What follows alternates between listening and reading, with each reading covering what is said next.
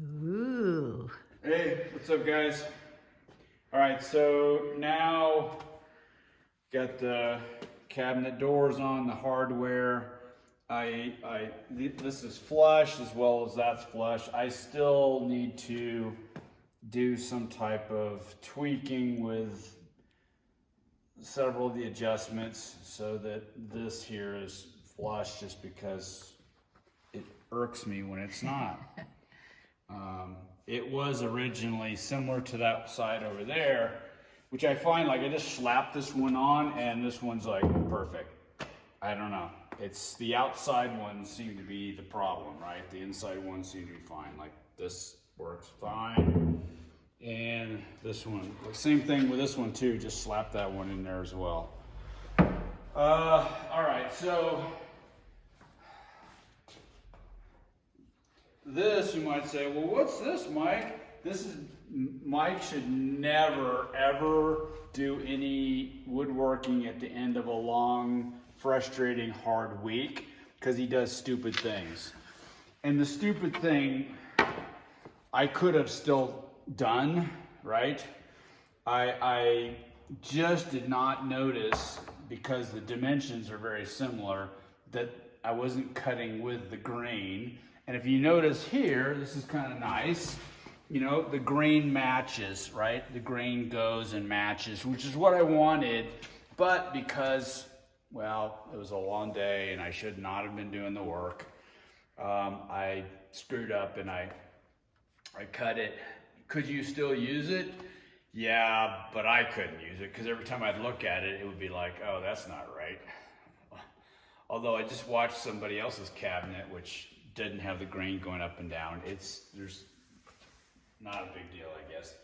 All right, so the next step, I bought some 1x2 oak, which I had to take out a kidney to actually get the 1x2 oak.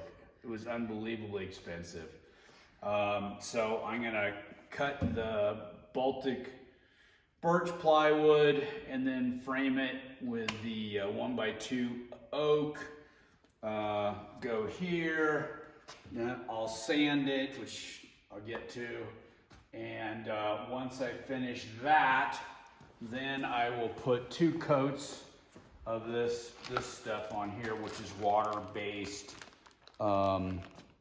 varnish. So that's the next step. Well, I obviously got to take the hardware off too before I do it, but you know, it's coming along. Maybe by the time Jake and Nick are back in the house, it might be, one of them might actually be done. Nice. And what are you using for the top? It's Baltic birch. 1 layer Baltic birch, and then I'm gonna use some of that scrap stuff to shore it up, so that it rests evenly on the top there. And what's that in the bed of the truck? Yeah, okay, so this is the other project here, not fine carpentry, not that that is either, but these are the raised beds.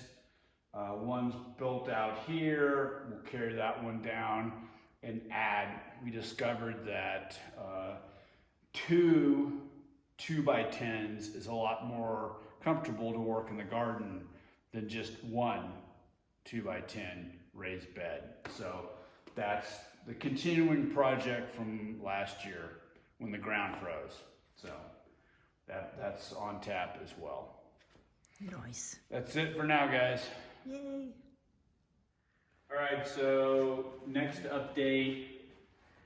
I still got some more sanding to do, and in a perfect world, the super expensive edging here that was 1x2 that I ripped, I would have put this in front of that, but it is what it is. It wasn't also long enough for me to do any kind of miter joint either. I was just... Those were like leftover pieces, weren't they, that you got at the place? They were super expensive leftover pieces.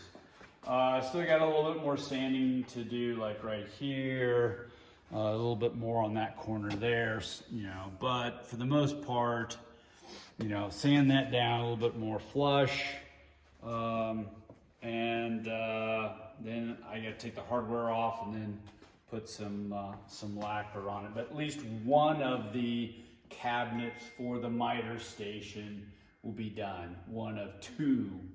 The other one will be of similar size, and then the intent is to mount a stop block on here so that, you know, just even things, little things like doing the garden boxes, which are 8 feet, you just slap it up there, chop them off, as opposed to having to measure every time. So, coming along. I think it's beautiful.